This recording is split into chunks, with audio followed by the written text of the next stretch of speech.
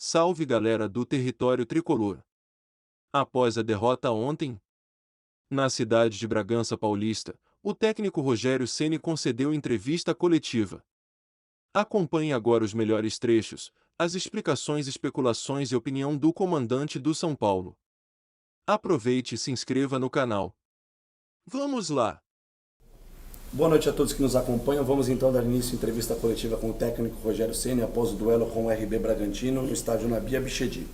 Primeira pergunta, repórter Aline Fanelli, Rádio Band News FM. Rogério, boa noite. Queria que você analisasse, por favor, o desempenho do time. Por que não conseguiu segurar a vantagem quando se colocou à frente no placar e depois também não sustentou o empate?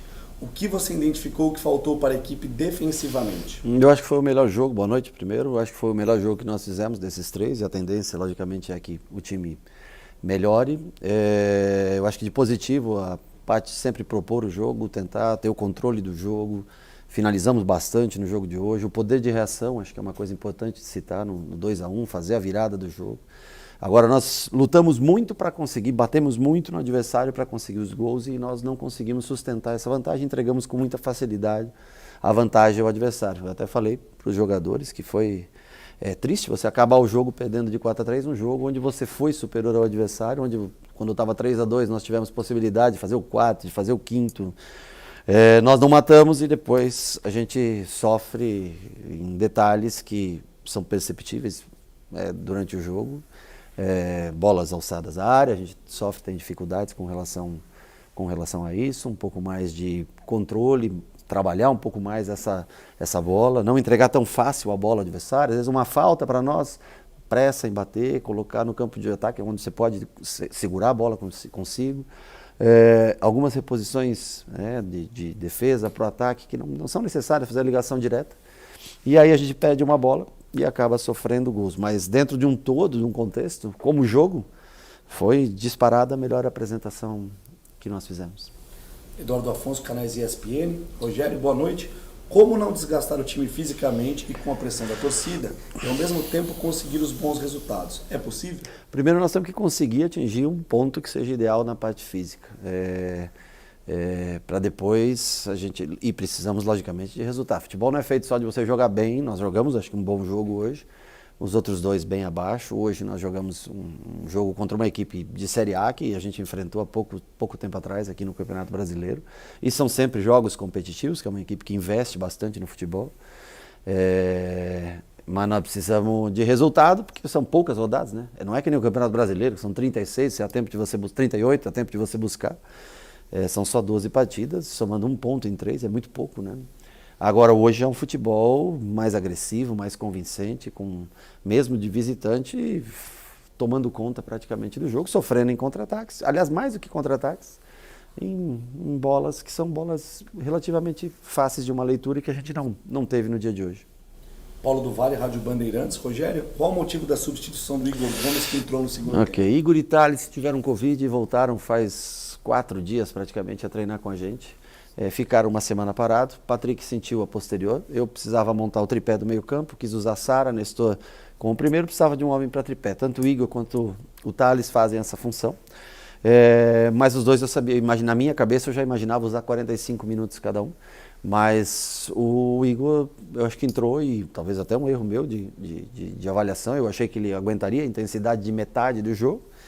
Mas ele não conseguiu acompanhar a intensidade do jogo. O próprio Thales também deixou alguns buracos ainda, eu acho que muito devido à parte física, mas a necessidade do jogo pedia um dos dois naquela função. Quando eu vi que eu achei que ele não ia conseguir cumprir a função, e é um erro de avaliação meu, colocar ele no jogo achando que ele suportaria 45 minutos com a intensidade necessária, nós mudamos para um 4-2-4, um 4-4-2, como queiram, colocando o Neves ao lado do Nestor, abrindo Sara, abrindo Marquinhos, e aí já no final, na parte final, com o Éder e Nicão na frente. Mas alguns jogadores ainda sentem muita parte física, não estão conseguindo ainda responder. É muito curto ainda o tempo de treinamento mas houve evolução. Acho que hoje, pela primeira vez, a gente vê um time que tem condições de vencer jogos. Na sequência, então, Monique Danello, a HBO Max. Rogério, boa noite. Depois de 3 jogos sem vencer, o que mais te preocupa na equipe?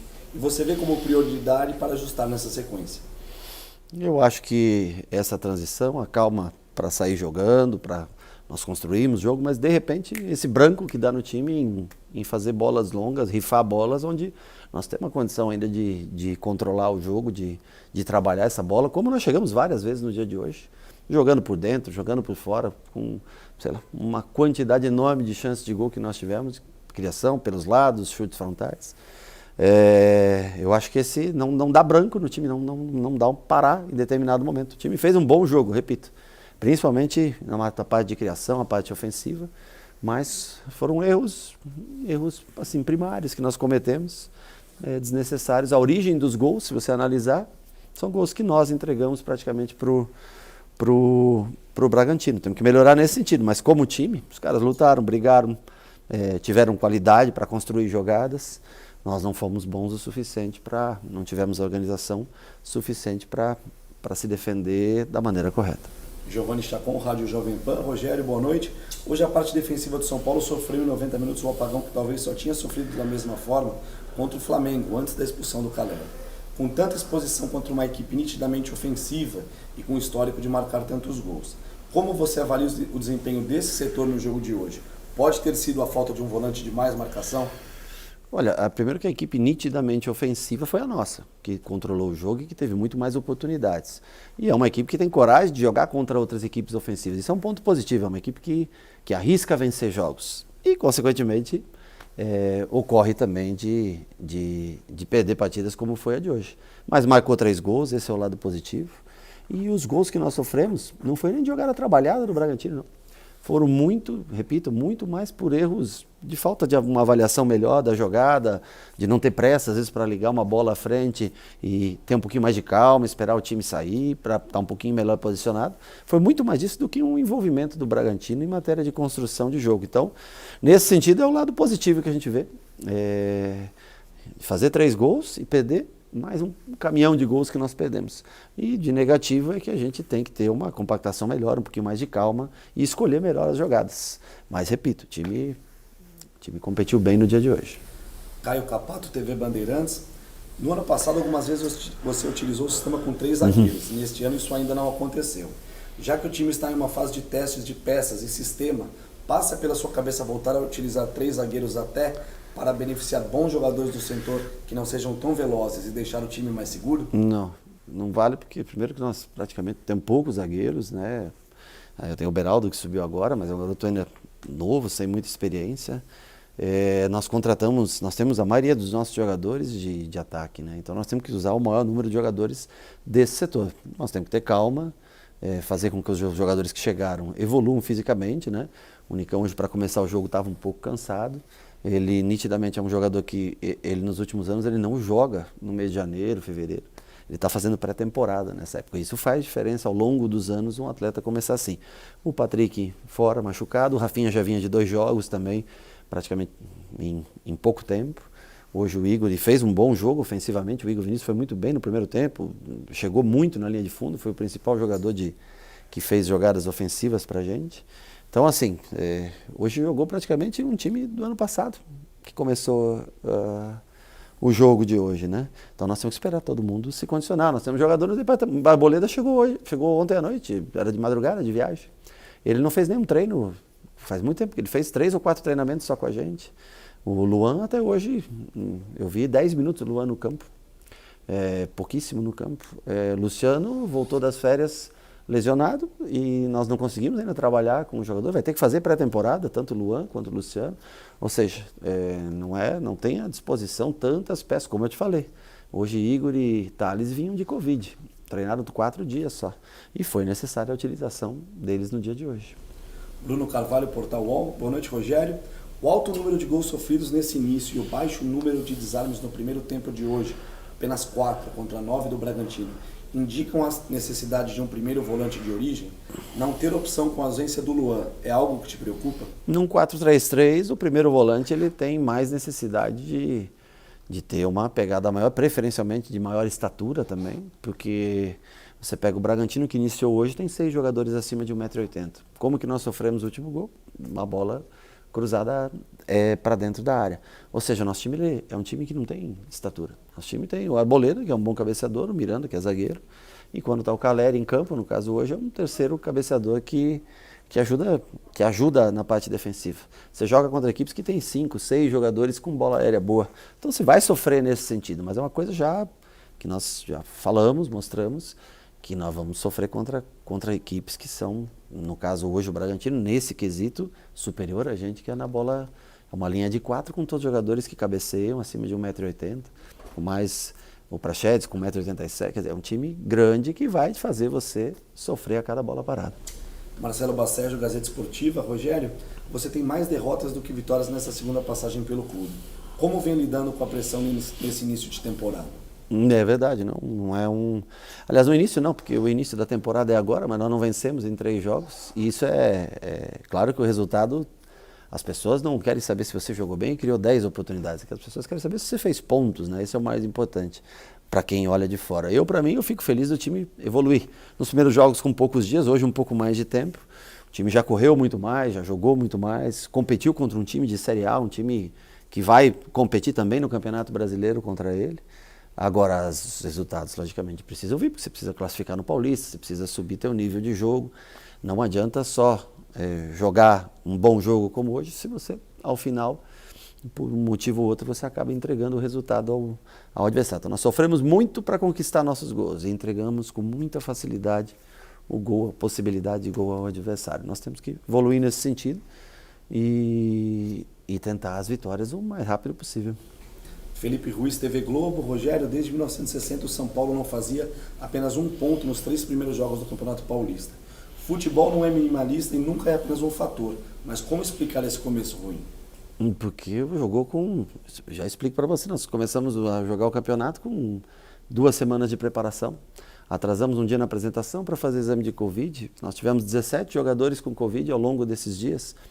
É pouco tempo de treinamento. Talvez o grande erro nosso, nem é um erro, porque não é permitido, né?